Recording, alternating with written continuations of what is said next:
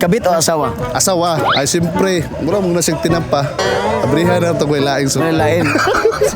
Nakaibalo na ba yung mga asawa na nga gingnan mo siya nga mura sa tinapa, abrihan lang kung may lain. Okay, para dili madaghan ang mga anak ko. Mao gyud to, tinapalami ang asawa. Dili ka ganagabit. Dili gyud. Hawag mo na ang kabit kay mo 69. Wala jud pas. Ang sa'y naa sa imong asawa nga nung dili mo juga mga bit.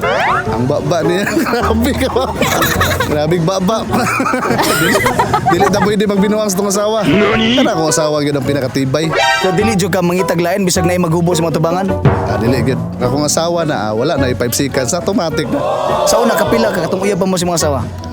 Ato, kuan gyud to. Buntag gyud to hapon gyud to. Karon nga nagdugay na mo, kapilahon na lang. Overnight na lang. Overnight na lang. By the way, I'm Lods Mark TV.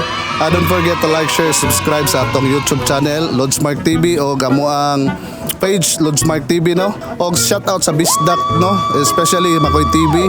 Palihog og follow sa mo ang page Binisayang short films, mga content na mga pakatawa o about sa Binisayang istorya. So napunta yung mga talk show, no? Daghang salamat.